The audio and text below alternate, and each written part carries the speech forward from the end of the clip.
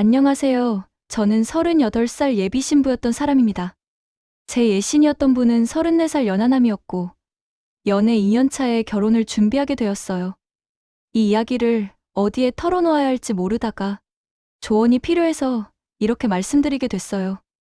그 일이 시작된 건 결혼을 딱 3개월 남겨둔 어느 비 오는 날이었어요. 웨딩홀 계약을 마치고 집에 도착했을 때 집 문 앞에 꽃다발이 하나 놓여 있더라고요. 보통은 택배처럼 배를 누르거나 문자라도 남기잖아요. 그런데 이상하게도 아무 연락도 없이 조용히 놓고 간 꽃다발이었어요. 포장은 정성스럽게 되어 있었고, 흰 장미에 은은하게 향이 나는 딱 결혼 축하할 때 많이 쓰는 그런 스타일이었어요. 처음엔 그냥, 남자친구가 깜짝 이벤트 했나? 생각했어요. 그런데 작은 카드 한 장을 보고 제 손이 멈췄습니다. 축 3달 뒤 그날, 우리 셋이서. 카드엔 이 한 문장만 쓰여 있었어요. 보낸 사람 이름도 없었고요. 처음엔 장난인가 싶었어요. 그런데 굳이 셋이서라는 단어를 썼다는 게 왠지 모르게 마음에 걸리더라고요. 저는 그날 그 문장을 대수롭지 않게 넘겼습니다. 지금 생각하면 그때부터 알아챘어야 했어요. 며칠 뒤 2번째 이상한 일이 생겼어요. 우편함에 웨딩홀 로고가 찍힌 등기 하나가 들어있길래 계약서 관련 추가 안내인가 보다 하고 열어봤어요. 근데요, 봉투엔 제 이름이 쓰여 있었는데 철자가 틀려 있었어요. 그리고 안에 든 서류들은 웨딩홀 계약 취소 환불 규정 상세 안내와 저와 남자친구의 결혼식 예약 세부 정보가 적혀 있었어요. 문제는 이 정보들을 아는 사람은 저와 웨딩 담당자뿐이었거든요. 남자친구에게도 아직 자세한 내용은 이야기하지 않았을 정도로요. 순간 좀 섬뜩했어요. 이게 왜 여기로 오지라는 생각이 들더라고요. 그래서 웨딩홀에 전화해서 확인했죠. 그쪽에서는 보낸 적이 없다고 했어요. 심지어 서류 양식도 그쪽 양식이 아니었고요. 그때부터 제 결혼 준비 과정 어딘가에 제가 모르는 시선이 하나 더 있다는 생각이 들기 시작했어요. 사실 이런 일들만 놓고 보면 예비 신부 스트레스 아니냐, 신경 예민해질 시기라고 생각할 수도 있어요. 저도 그때는 그렇게 넘겼거든요. 그런데요, 이렇게 작은 이상함들이 계속 이어지니까 사람 마음이 괜히 불안해지더라고요. 여기까지가 제가 처음 느낀 위화감이었어요. 혹시 여러분도 이런 작은 이상 신호들 그냥 지나쳤다가 나중에 후회하신 적 있으세요? 꽃다발과 이상한 등기 사건 이후 저는 마음 한켠에 작은 불편함을 안고 결혼 준비를 계속했어요. 사람 마음이 그렇잖아요. 설마 하면서도 또 한편으론 혹시 내가 너무 예민한가? 하고 스스로 눌러버리게 되는 시기요. 그런데 이상한 일들은 거기서 멈추지 않더라고요. 며칠 뒤 드레스 투어 일정을 잡았어요. 그날은 여자라면 설레야 하는 순간이잖아요. 저도 그랬어요. 근데 드레스샵에서 전화를 한 통 받았는데 대뜸 이러시는 거예요. 신부님, 사이즈 변경건으로 전화드렸어요. 어제 측정하신 신체 사이즈랑 조금 다르다고 해서요. 저는 어제 측정한 뒤로 아무에게도 얘기한 적이 없는데요. 그래서 혹시 웨딩 플래너가 전달했나? 생각했죠. 그런데 드레스샵에서 이어서 하시는 말이 조금 마음에 걸렸어요. 신부님이 스트레스 때문에 살이 많이 빠졌다면서 사이즈 수정을 원하셨다고 하던데요. 그 순간 제가 멍해졌어요. 저 살 안 빠졌어요. 살 뺄 생각도 없었고요. 제 이름으로 누군가가 메일을 보낸 거였어요. 집에 와서 남자친구에게 말했죠. 이상하지 않아? 라고요.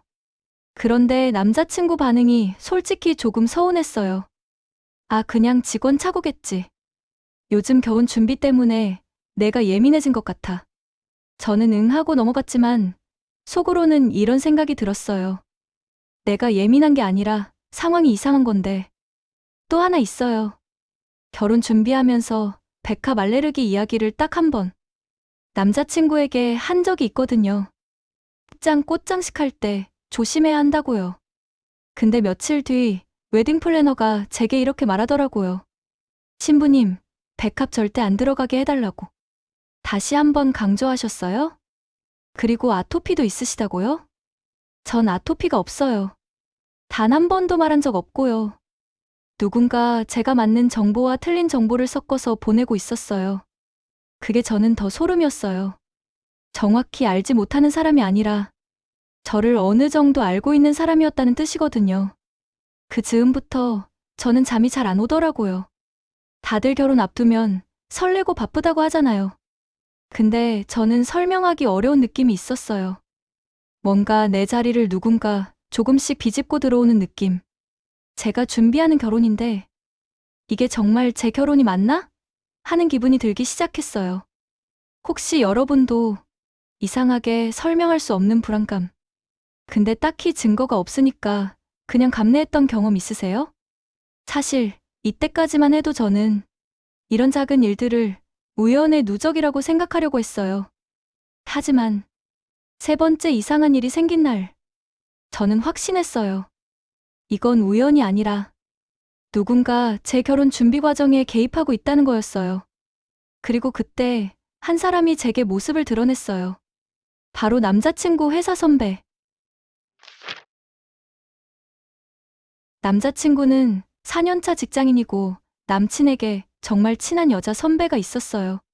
그 선배는 기혼자였고 나이도 저보다 2살 많았어서 둘이 붙어 다니는 걸 의심해 본 적이 없었어요. 남자친구 회사 선배를 처음 본 건 제가 원한 자리가 아니었어요. 선배 쪽에서 먼저 연락이 왔거든요. 남자친구에게 제 번호를 어떻게 받았는지는 지금 생각해도 의문이지만요. 문자 내용은 이랬어요. 안녕하세요. 철수 씨 선배예요. 예비 신부님께 인사드리고 싶어서요. 혹시 괜찮으시면 커피 한잔 할까요? 저는 좀 망설였어요. 보통 이런 건 결혼식 때 보거나 정말 친한 사이가 아니면 굳이 만나지 않잖아요.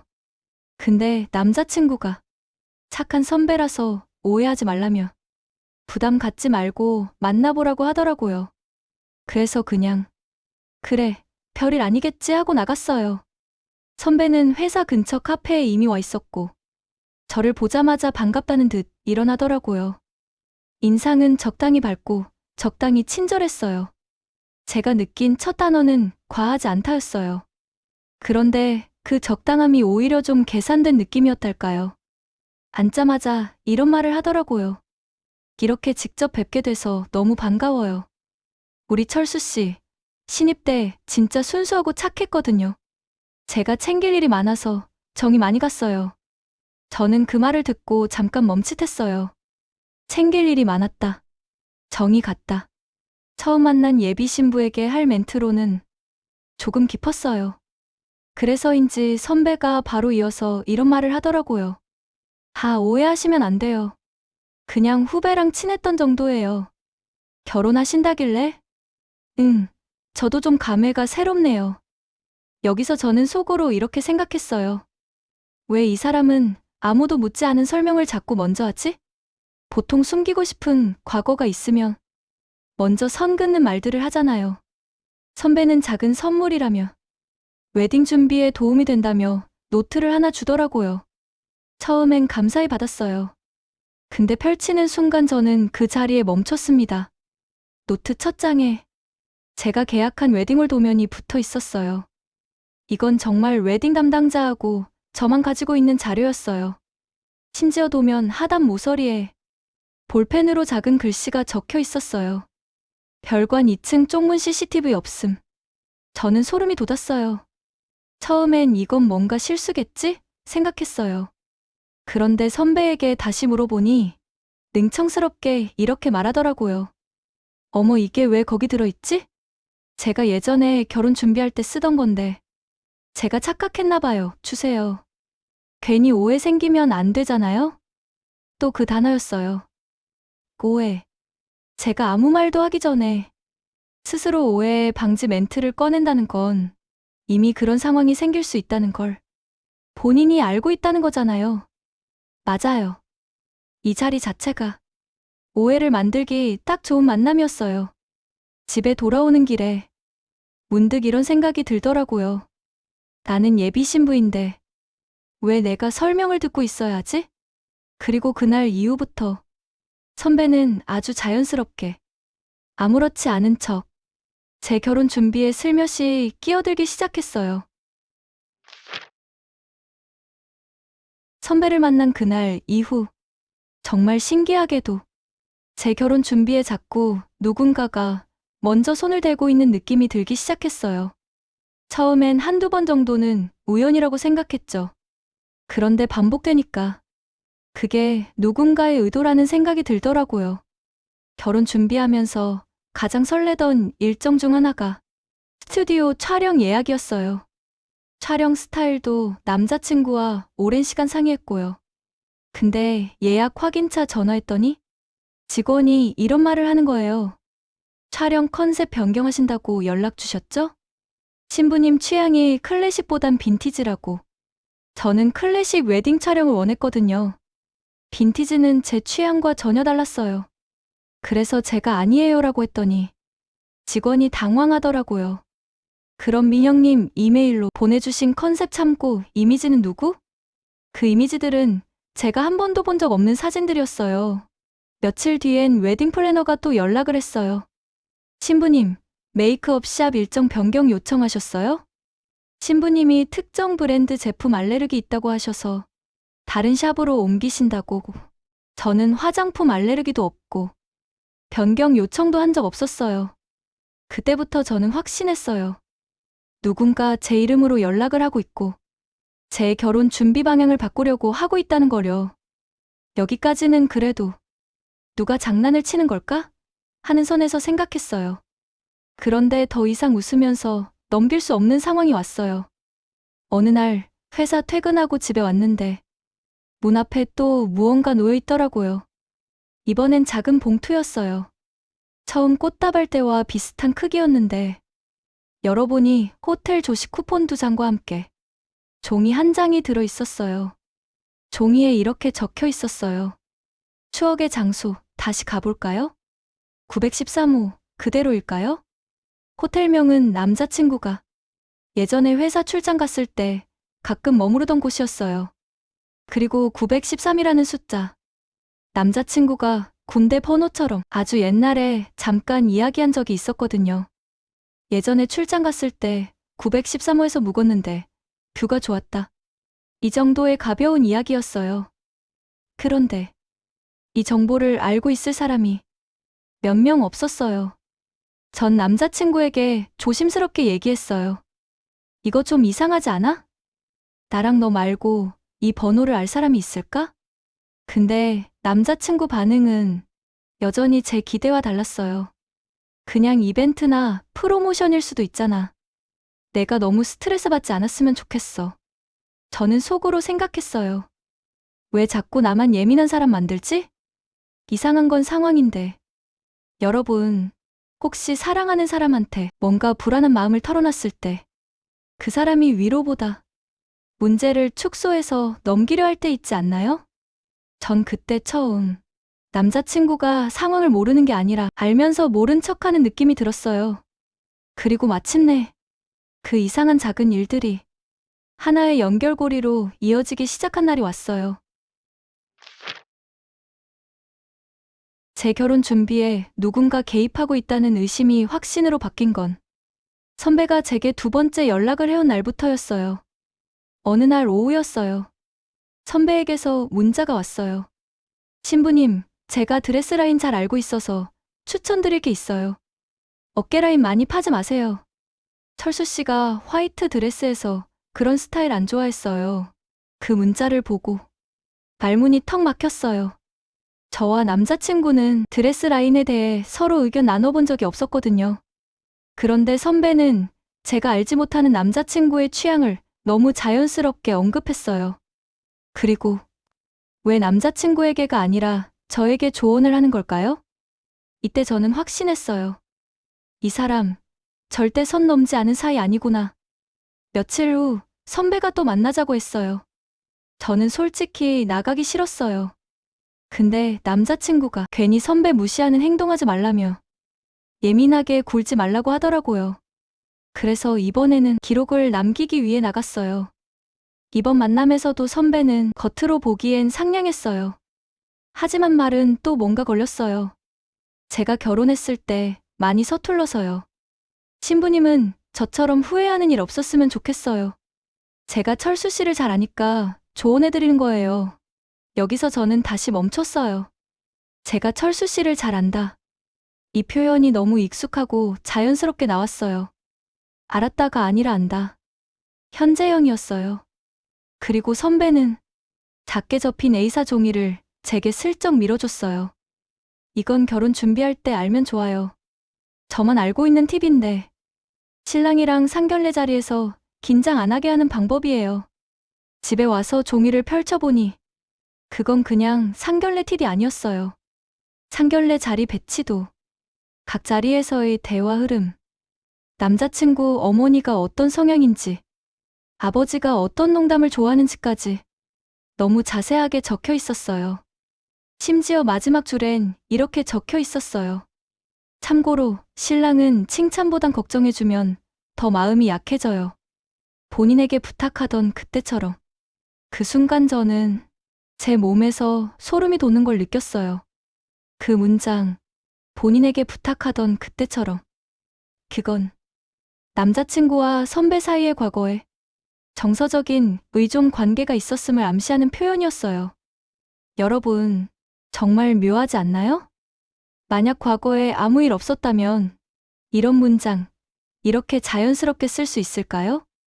저는 이때부터 선배가 일부러 흔적을 남기고 있다는 생각이 들기 시작했어요.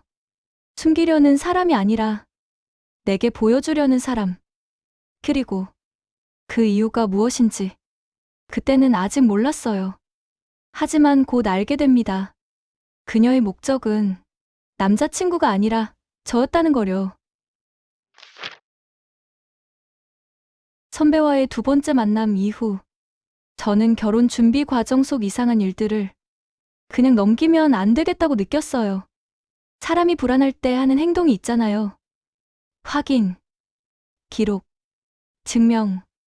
저도 그 과정을 거쳤어요. 작은 수첩 하나를 꺼내서 날짜별로 이상했던 일들을 정리하기 시작했어요. 꽃다발 첫 번째, 환불 규정 등기, 드레스 사이즈 변경, 촬영 컨셉 변경, 화장품 알레르기 허위 정보, 호텔 913호, 선배 만남 내용. 적어보니까 진짜 우연이라고 하기엔 너무 방향이 일정했어요. 모든 변화의 중심이 저가 아니라 남자친구였어요. 정확히 말하면 남자친구의 취향이라는 이유로 제 결혼 준비를 바꾸려 했다는 점이요. 그러던 중 결정적으로 저를 확신하게 만든 사건이 있었어요. 드레스샵 직원이 이런 질문을 하더라고요. 신부님, 혹시 인스타그램 프로필 사진 결혼 분위기로 바꾸셨나요? 웨딩 관련 계정들이랑 소통하시던데요? 전 SNS는 거의 안 해요. 결혼 준비 과정도 비공개로 했고요. 이상해서 확인해보니 제 이름으로 생성된 가계정 하나가 있었어요. 프로필엔 제가 아닌데 저처럼 보이려고 수집한 사진들. 웨딩 업체 팔로우, 웨딩 카페 게시를 좋아요. 남자친구 회사 사람들 일부 팔로우까지 되어 있었어요. 정말 섬뜩했어요. 이건 그냥 장난이나 선 넘는 조언이 아니라 누군가 제 역할을 대신하려고 하고 있다는 느낌이었어요. 여기서 저는 제 혼자 의심으로 끝내면 안 되겠다 싶었어요. 확실한 뭔가가 필요했어요. IT 쪽 일을 하는 지인이 있어서 조심스럽게 부탁했어요. 혹시 제 이메일로 누가 로그인한 기록 확인 가능할까? 그 친구가 흔쾌히 도와줬어요. 그리고 결과를 보고 저는 소름이 돋았어요. 제 이메일 접속 IP 기록 중 회사 사내망 IP가 여러 번 찍혀 있었어요. 시간대는 점심 전후 12시 40분부터 1시 20분, 그리고 퇴근 직전 5시 40분부터 6시 10분. 남자친구가 근무하는 회사 시간과 정확히 일치했어요. 그런데 여기서 제가 혼란스러웠던 건 한 가지였어요. 이걸 남자친구가 했을까? 아니면 선배가 했을까? 저는 조심스럽게 남자친구에게 다시 말을 꺼냈어요. 나 요즘 이상해서 그런데 혹시 내 메일이나 웨딩 관련해서 회사에서 로그인한 적 있어? 남자친구가 잠시 당황한 표정을 짓더니 대답했어요. 내가 왜 내 메일에 로그인해? 결혼 준비 내가 맡아서 하고 싶다며. 신뢰가 없어진 것 같아서 속상하다. 그 말이 오히려 더 이상했어요. 저는 모든 사람의 반응이 아니라 알고 있는 사람이 서운해할 때의 반응 같다고 느꼈어요. 그날 밤 저는 잠을 잘 수가 없었어요. 침대에 누워서도 창문 틈 사이로 들어오는 바람 소리마저 저를 누군가 지켜보는 느낌이 들 정도로 예민해졌어요. 그리고 그 순간 하나의 생각이 떠올랐어요. 이건 남자친구와 선배들 중 한 명이 아니라 둘 다 알고 있는 일일 수도 있다. 여러분이라면 이 시점에서 어떻게 하셨을까요? 계속 모른 척 결혼 준비를 이어가셨을까요? 아니면 저처럼 확인을 선택하셨을까요? 저는 결국 확인을 택했습니다. 그리고 그 선택이 상견례 자리에서 큰 파장을 일으키게 됩니다. IT 지인을 통해 IP 기록을 확인한 이후 저는 결혼 준비에 관한 모든 연락과 자료를 기록하기 시작했어요. 처음엔 그냥 캡처만 해두는 정도였는데 점점 자료가 쌓이니까 어느 순간 증거라는 형태가 되더라고요. 그리고 저는 결심했어요. 더 이상 감정적으로 흔들리지 말자고요. 그래서 한 가지 실험을 했어요. 미끼 하나를 던져보기로요. 제가 남자친구에게 일부러 자연스럽게 이야기했어요. 우리 본식 부케는 백합 들어가도 좋을 것 같아. 요즘 백합이 너무 예쁘더라고. 사실은 백합 알레르기가 있어서 절대 넣으면 안 되는 꽃이에요. 남자친구만 알고 있는 정보였죠. 그런데요? 이틀 뒤 웨딩 플래너에게 전화가 왔어요. 신부님, 부케 백합 절대 안 된다고 다시 연락 주셨죠? 괜히 신랑분 건강 문제 생길까봐 걱정하신다고. 여기서 저는 확신했어요. 둘 중 하나가 아니라 두 사람 모두 이 상황을 알고 있다. 제가 남자친구에게 말한 지 48시간도 안 됐는데 그 정보가 웨딩 플래너까지 전달된 거예요. 하지만 제가 직접 전달한 적은 없었어요. 그 즈음 결정적인 순간이 찾아왔어요. 남자친구와 함께 그의 회사 근처에서 저녁을 먹고 있었는데 식당에서 계산을 하고 나가는 길에 복도에서 선배를 마주쳤어요. 솔직히 그 순간 등골이 오싹했어요. 왜냐면 선배가 이미 저희가 그 식당에 있다는 걸 알고 있는 표정이었거든요. 우연이라기엔 너무 자연스럽게 나타났어요. 선배는 환하게 웃으면서 다가와서 저희에게 인사했어요. 여기서 보네요. 신부님 예뻐지셨어요. 상견례 다음 주 맞죠? 떨리지 마요. 잘하실 거예요. 상견례 날짜. 저희 남자친구, 부모님 외엔 그 누구에게도 말하지 않았어요. 남자친구도 회사 사람들과 이런 얘기할 성격이 아니에요. 그런데 선배는 아무렇지 않게 알고 있었어요. 저는 웃으며 넘겼지만 속으로는 이렇게 느꼈어요. 아, 이건 선 넘은 관심이 아니라 상황을 통제하고 있다는 자신감이구나. 집에 돌아와서 저는 남자친구에게 아주 조용히 물었어요. 혹시 상견례 날짜 회사에 말했어? 그는 잠시 눈을 피하더니 이렇게 말했어요. 아, 그냥 선배한테 말했어.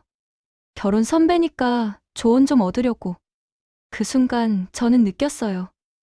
이건 단순히 선배가 선 넘은 게 아니라 남자친구가 경계심 없이 모든 문을 열어준 상황이라는 거려. 여러분이라면 여기서 어떻게 하셨을까요? 제가 오버하는 걸까요?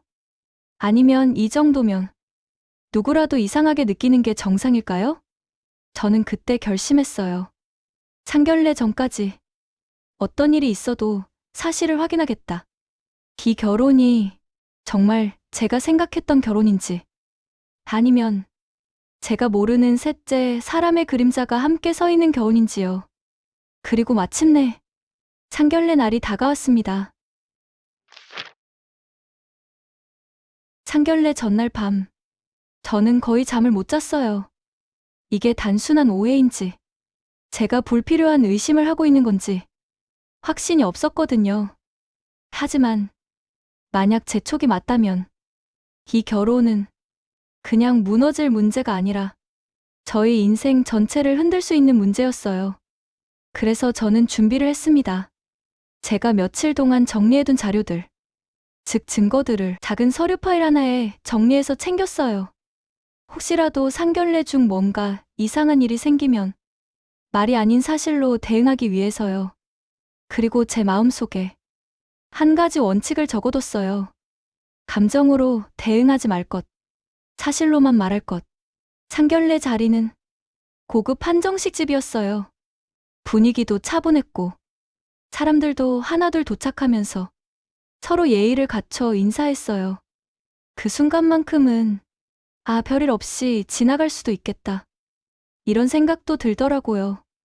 남자친구 부모님은 점잖고 겸손한 분들이었고 저희 부모님도 예의를 갖춰 대화를 나누셨어요. 그런데 식사가 거의 중반쯤 흘러갈 때쯤이었어요. 식당 직원 한 분이 꽃바구니를 들고 저에게 다가오더니 이렇게 말하더라고요. 신부님 맞으시죠? 축하 화환 전달드리러 왔습니다. 그리고 테이블 한가운데 놓인 꽃바구니에는 작은 카드가 꽂혀 있었어요. 그 카드는 제가 너무 잘 아는 문구였어요. 3달 뒤 그날 우리 셋이서. 부모님들 모두 순간 어색하게 서로를 바라봤어요.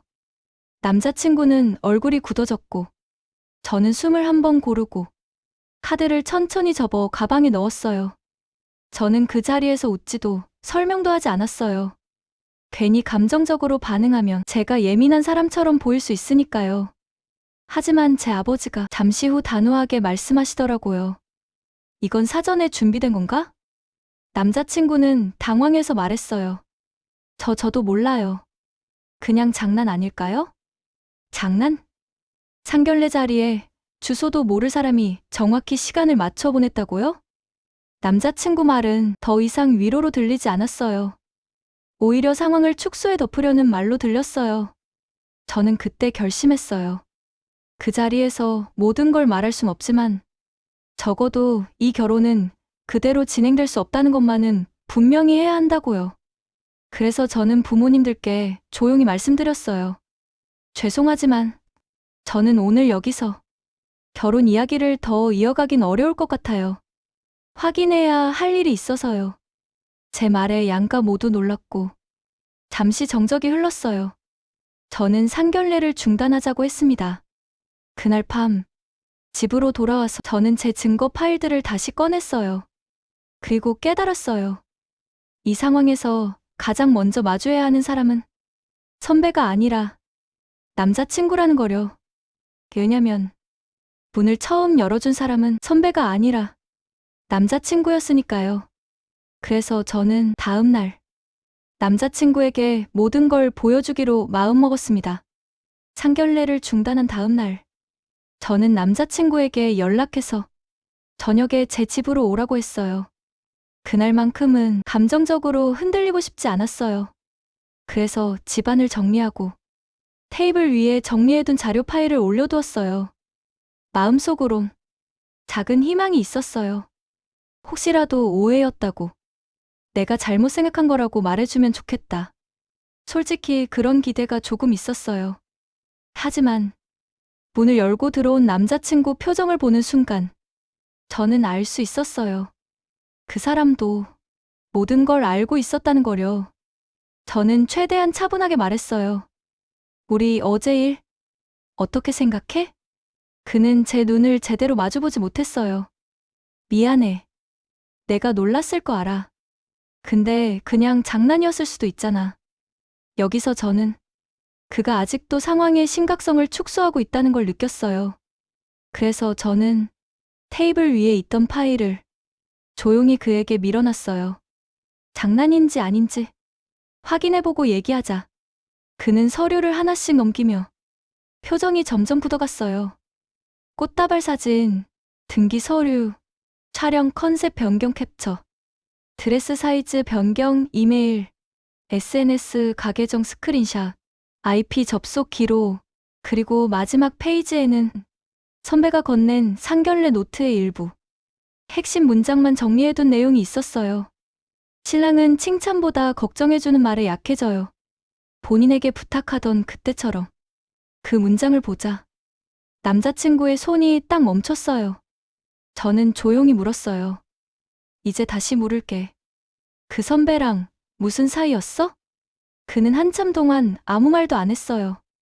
그리고 아주 작게, 듣기 힘들 만큼 작은 목소리로 말했어요. 신입 때, 힘들었을 때, 많이 의지했어. 저는 일부러 바로 다그치지 않았어요. 대신 한 문장만 던졌어요. 언제까지? 그는 숨을 크게 들이쉬더니 입을 열었어요. 결혼 얘기 나온 뒤로는 아니야. 근데 그 선배가 결혼하고 힘들어했을 때 한 번 연락 온 적 있어. 이 말 속에는 진실이 다 담겨 있었어요. 둘은 과거형이 아니라 완전히 끊어진 적이 없었던 관계였어요. 저는 마지막으로 물었어요. 그리고 지금은? 솔직히 말해줘. 그제서야 남자친구가 고개를 들고 말했어요. 내가 불안해할까봐 말 못했어. 아무 일 아니었는데 내가 오해할까봐. 그 순간 저는 확신하게 됐어요. 이 사람은 문제가 생겼을 때 해결하는 사람이 아니라 숨기는 사람이라는 거려. 저는 감정적으로 터지지 않기 위해 깊게 숨을 들이마셨고 담담하게 말했어요. 오해가 아니라 알 권리가 있는 거였어. 그리고 마지막으로 이렇게 말했어요. 나는 셋이서 하는 결혼은 못하겠어. 남자친구는 눈이 빨개졌지만 저를 붙잡지 않았어요.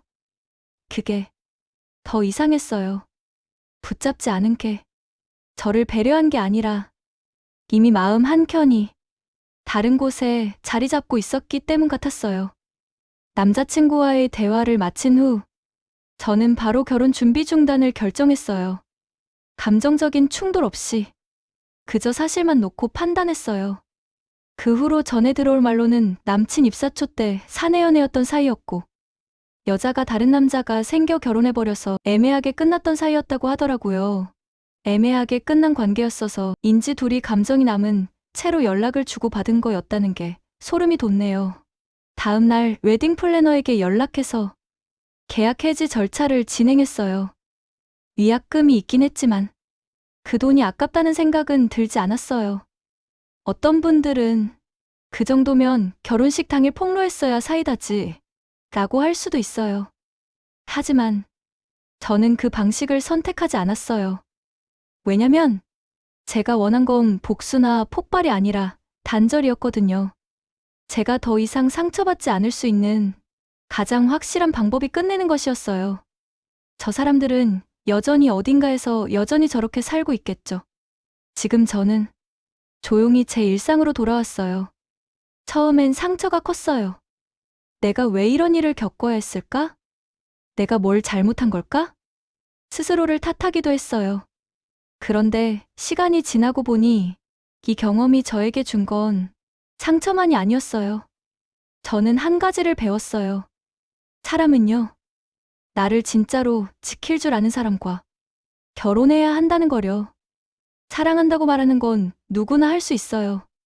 하지만 나를 보호해줄 수 있는 사람, 문제가 생겼을 때 나와 같은 방향으로 서줄 사람, 그런 사람과 해야 결혼 생활이 지켜지는 거더라고요.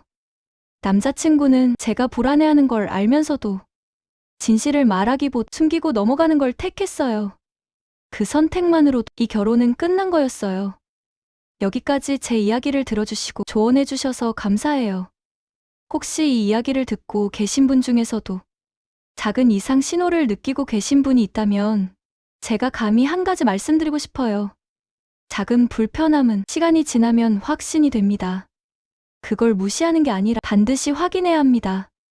사랑한다고 해서 모든 걸 덮어야 하는 건 아니에요. 때로는 사랑보다 나 자신을 지키는 선택이 훨씬 중요할 때가 있어요.